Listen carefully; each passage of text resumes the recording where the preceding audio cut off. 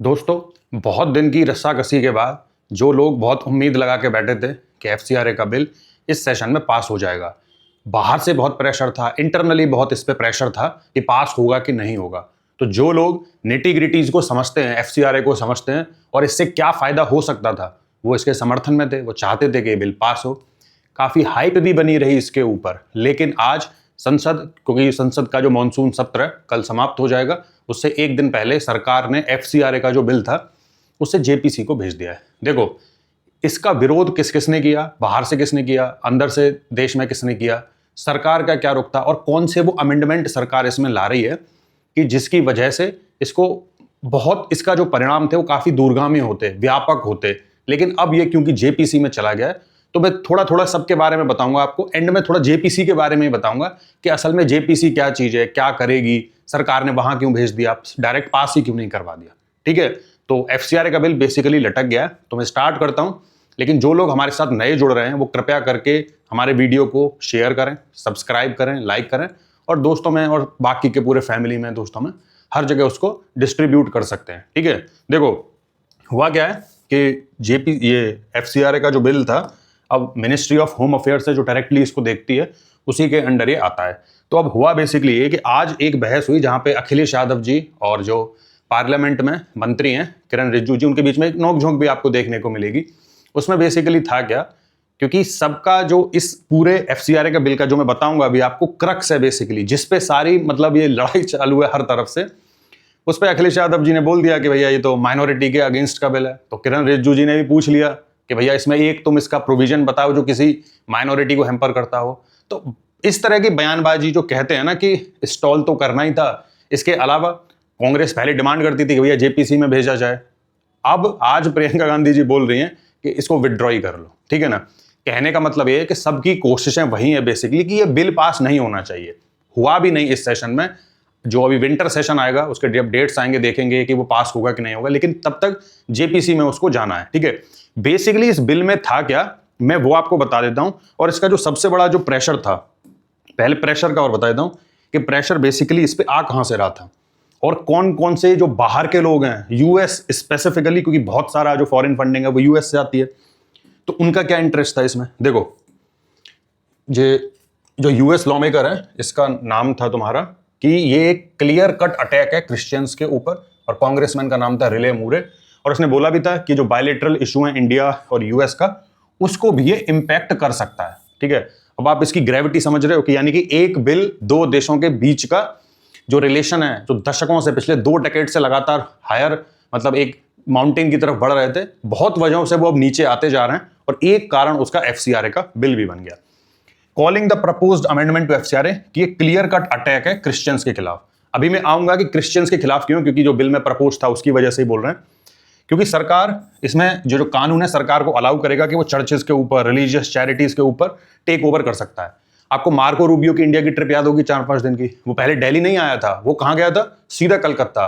तो charity missionary था mother Teresa वाला, वहां पे जो एम्बेसडर है यूएस का सर्जियो गोर, वो केरला में घूम रहा है, जगह जगह के जो चर्चेज हैं वो घूम रहे हैं। इस बार जंतर मंतर के प्रोटेस्ट में पादरियों ने भी वो क्या कहते हैं, वो किया था पार्टिसिपेट। नाम एजुकेशन का था लेकिन था, बहुत सारी चीजें बैकग्राउंड में थी ये जंतर मंतर के प्रोटेस्ट में। उसका एक वजह मैंने आपको ये बताई। अब आते हैं बेसिक कारण पे कि ऐसा क्या कर देगा अगर एफसीआरए का कानून अमेंडमेंट अगर पास हो जाता, क्योंकि एफसीआरए कानून तो पहले से भी है, बहुत पहले से। मनमोहन सिंह जी ने भी इसमें अमेंडमेंट किए थे। ठीक है, सरकार टाइम टू टाइम इसमें अमेंडमेंट करती है ताकि जो फॉरेन फंडिंग आती है वो गरीबी उन्मूलन के नाम पे कि हम सैनिटेशन की सुविधा देंगे, पानी जो ड्रिंकिंग वाटर सप्लाई है उसको तंदुरुस्त करेंगे, आती उनके नाम पे। लेकिन होता क्या है बेसिकली, यही इसका क्रक्स है। ये वाला जो एफसीआरए कानून था वो क्या बोलता था कि ये एक्ट जो 2010, अब 2010 आपको पता है मनमोहन सिंह थे उस टाइम पे, तभी तो आया था। जो NGOs, charitable trust, educational institution, religious body, associations, जो भी फॉरेन डोनेशंस जिनको मिलती हैं, यानी कि जो भी अपना काम फॉरेन से पैसा लेके करते हैं, इलीगल नहीं है उसमें कुछ, हर देश करता है, लेकिन उसकी एक स्क्रूटनी भी तो होना जरूरी है ना, कि जो भी आ रही है तो एग्जिस्टिंग रूल्स के ऑर्गेनाइजेशंस में जिनको भी चाहिए बाहर से फंडिंग, वो रजिस्ट्रेशन करेंगे मिनिस्ट्री ऑफ होम अफेयर्स से, जहां के मिनिस्टर हैं अभी अमित शाह जी।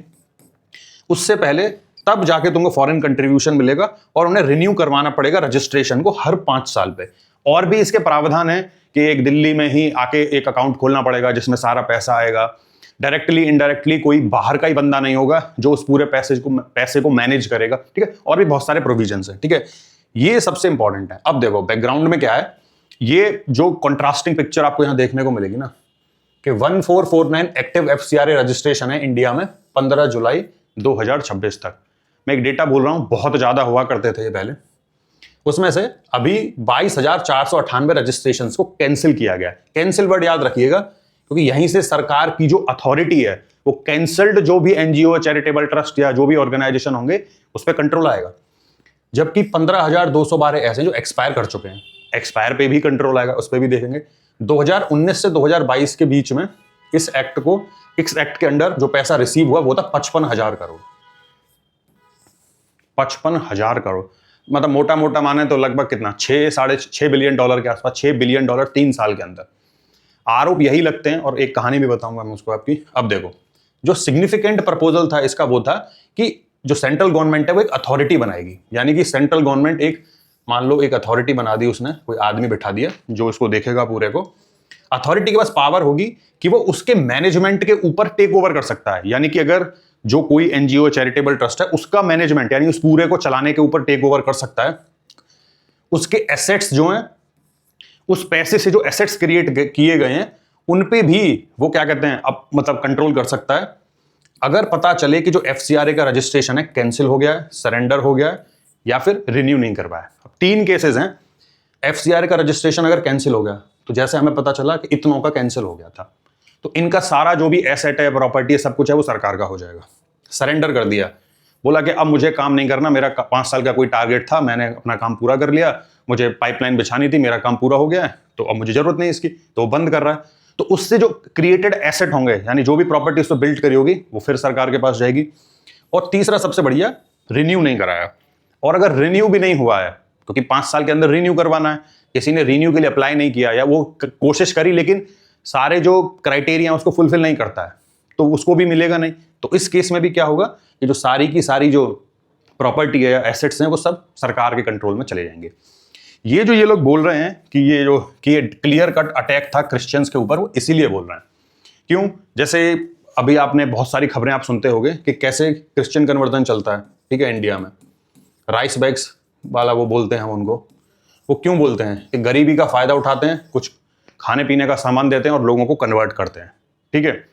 और ऐसे केसेस बहुत चल रहे हैं। बहुत सारे लोगों को पकड़ा गया है कि यही काम इलीगल तरीके से वो करते थे, लोगों को बहका के कन्वर्ट करते थे। इन लोगों का डर क्या है कि अगर, क्योंकि अब सरकार के पास कैंसिल करने की अथॉरिटी है, कैंसिल तो हो ही सकता है, और कैंसिल करेगा तो सब प्रॉपर्टी उनके पास चली जाएगी, सरकार टेक ओवर कर जाएगी उसका, ठीक है। ये डर है इन लोगों का। इंडिया में जितने भी लोग हैं उनका डर है वोट बैंक का। उन्हें वोट बैंक की चिंता है कि भाई ये कैसे भी नहीं होना चाहिए, क्योंकि अपीज भी तो करना, यही तो पॉलिसी है इन लोगों की, ठीक है।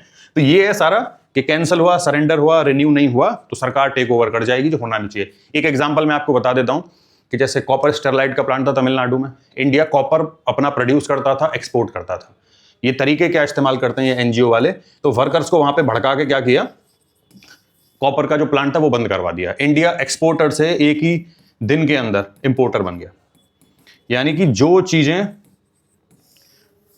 हम एक्सपोर्ट कर पाते थे वो हमें इंपोर्ट करनी पड़ गई। यानी कि हम जब सेल्फ सफिशिएंट थे, पैसा भी कमाते थे बाहर बेच के, हम डिपेंडेंट बन गए किसी और कंट्री पे। यही इसका दुरुपयोग बहुत तरह के केसेस में होता है। डैम नहीं बनाने देंगे कि ट्राइबल लोगों को रिहेबिलिटेट नहीं होगा, माइनिंग नहीं करने देंगे, जो भी मिनरल्स हमें चाहिए भले ही हमें बाहर से वो इंपोर्ट करने पड़े, इंपोर्ट करेंगे तो डॉलर में करेंगे, तो डॉलर जिंदा रहेगा, डॉलर मजबूत रहेगा। यही तो सब चाहते हैं, और चाहते ही क्या है, ठीक है। अब आते हैं इसका जेपीसी का, कि जेपीसी बेसिकली है क्या, कि और ये काम क्या करेगी बेसिकली। अब देखो काम बेसिकली ये करेगी, जेपीसी में 31 लोग होते हैं, लिखा नहीं है इसमें, कहीं होने तो चाहिए, ठीक है। देखो 31 लोग होते हैं, ठीक है, 31 लोग होते हैं, जिसमें 21 होते हैं हमारे जैसे जो लोकसभा है वहां से 21 लोग होंगे, और जो क्या कहते हैं राज्यसभा है वहां से होंगे 10 लोग, ठीक है। ये 21 लोग जो लोकसभा से आते हैं उनको जो स्पीकर होते हैं, जो आजकल ओम बिरला जी हैं, वो नॉमिनेट करेंगे। राज्यसभा के जो चेयरमैन होंगे वो इनको नॉमिनेट करेंगे, यानी कि जो वाइस प्रेसिडेंट होते हैं वो चेयरमैन वो उनको नॉमिनेट करेंगे। अब बेसिकली होगा क्या, ये लोग फिर इलेक्ट कैसे होते हैं कि भाई जिस पार्टी की जिस सदन में जितनी स्ट्रेंथ होती है उसी प्रपोर्शन में इन लोगों को चुना जाता है। जैसे भाजपा के 240 हैं, ठीक है, और टोटल लोग 21 चुन के आने हैं, तो 21 लोग आउट ऑफ 240 का जो प्रपोर्शन बनेगा, माफ कीजिएगा उल्टा लिख दिया, ठीक है, तो उस प्रपोर्शन में जो स्पीकर है वो हर पार्टी को एक वो मिल जाता है उसमें, नॉट हर पार्टी, क्योंकि पार्टियां बहुत हैं, किसी का एक सांसद हो सकता है ना भी मिले उसमें, लेकिन जिनके पास भी एक एम्पल अमाउंट ऑफ नंबर होगा उनको यहां पर रिप्रेजेंटेशन मिलेगा। अब और जो स्पीकर होते हैं वही इसको बनाते हैं, कॉन्स्टिट्यूशन में मेंशन्ड नहीं है, और ये पार्लियामेंट के जो बहुत सारे रूल्स और प्रोसीजर होते हैं वहां पे इसको फॉर्म किया गया है। करती क्या है, ये सबसे इंपॉर्टेंट है कि ये इन्वेस्टिगेट करती है, किसी भी रिपोर्ट को कर सकती है, बिल को कर सकती है, या कोई और इशू जो बताया जाए। इस केस में बिल है हमारा FCRA का, तो उसको क्या करेगी, इन्वेस्टिगेट करेगी। फंक्शन क्या करती है, एग्जामिन करेगी। अब एग्जामिन होता कैसे, क्योंकि इतने लोग हैं, इसके अलावा एक्सपर्ट्स के साथ बात करेगी, जो स्टेक होल्डर हैं, जो क्रिश्चियन मिशनरी हैं या कोई भी चैरिटेबल ट्रस्ट के लोग हैं, उनके जो स्टेक होल्डर हैं उन सबसे भी चर्चा करेगी कि भाई तुम्हारी समस्याएं क्या हैं, कौन सा प्रोविजन इस बिल का ऐसा है जो तुम्हें परेशान करता है या जो नहीं होना चाहिए, या पर उस पर चर्चा होनी चाहिए कि इसको कैसे ठीक करना है, ठीक है। मेमोरेंडम, सजेशन सब मांगे जाते हैं लोगों से। Can visit places and hold meeting, अगर कहीं पे जा सकते हैं लोगों से मिलने के लिए, स्टेक होल्डर से, तो वो भी जाया जाता है, और फिर ये रिपोर्ट अपनी दोनों हाउसेज को जाके सबमिट कर देते हैं, ठीक है। ये उसकी पावर है। जो civil court under the commission inquiry act 1952, यानी कि इसको जो JPC की कमेटी है वो इस एक्ट के तहत अपनी पावर्स का इस्तेमाल करती है। विटनेसेस को समन कर सकती है, डॉक्यूमेंट्स इस, क्योंकि जो रेलेवेंट डॉक्यूमेंट्स कोई और देना चाहता है उनको भी देख सकती है, और जो भी एविडेंस होंगे उनको एग्जामिन करेगी। इंपॉर्टेंट क्यों है कि डिटेल्ड एग्जामिनेशन इसका हो जाए, क्योंकि चर्चा हुई नहीं, या चर्चा होने से पहले इसके हर पहलू को सही से जांच लिया जाए, डिस्कशन होगा, कंसेंसस बनाया जाएगा, और जो पार्लियामेंट्री डेमोक्रेसी अकाउंटेबिलिटी है उसको ये स्ट्रेंथन करता है। और कुछ JPC पहले के बने जो इंपॉर्टेंट है, जैसे 10th शेड्यूल पे बना था, पोटा पे जो प्रिवेंशन ऑफ टेररिज्म एक्ट था 2002 में, तब बनी थी, और लेटेस्ट बनी थी one nation one election committee पे, ठीक है। तो ये बेसिकली जो इसके एस्पेक्ट हैं, इसमें पॉलिटिक्स इंडिया की इन्वॉल्व है, पॉलिटिक्स बाहर की इन्वॉल्व है, जो इंटरनल अफेयर्स को बाहर से पैसा भेज के इंडिया के अंदर उसको इंपैक्ट करना चाहते हैं समवे और अदर, किसी को धरने में इस्तेमाल करवाना चाहते हैं, कोई प्लांट बंद करवाना चाहते हैं, कोई रोड बनने नहीं देना चाहते कि ये तो वाइल्ड लाइफ कॉरिडोर से जा रही है, ठीक है, यहाँ हाथियों का नुकसान हो जाएगा, मैं भी नहीं चाहता उनका नुकसान हो, लेकिन इस तरह से बहाने बना के इनका इस्तेमाल किया जाता है। और भाड़े के टट्टू इंडिया में कोई कमी नहीं है, जो फर्जी NGO इसी तरह से चलाते हैं, और कोई भी जो डेवलपमेंटल प्रोजेक्ट है उसको आगे बढ़ने से रोक देते हैं, ठीक है। और बाकी JPC अभी देखेगी इसको, और अगला सेशन जब आएगा विंटर सेशन, तब देखते हैं सरकार की क्या इंटेंट है उसको पास करने का कि नहीं करने का, ठीक है, क्योंकि उम्मीदें थी इस बार कि बिल पास होगा, और काफी स्ट्रिंजेंट मेजर्स थे कि जो एक्सटर्नल इन्वॉल्वमेंट है वो इंडिया के अफेयर्स में नहीं होनी चाहिए, ठीक है। तो ये एनालिसिस है इस वीडियो का, और जो लोग हमारे साथ नहीं जुड़ रहे हैं अब, वो वीडियो को पूरा देखें, लाइक करें, कमेंट करें, अपने जो भी आपकी राय उसको कमेंट जरूर करें, और शेयर करें अपने दोस्तों के साथ, और जो नए लोग जुड़े हैं वो सब्सक्राइब भी कर लें, जिन्होंने पहली बार ये वीडियो देखा है वो सब्सक्राइब कर लें।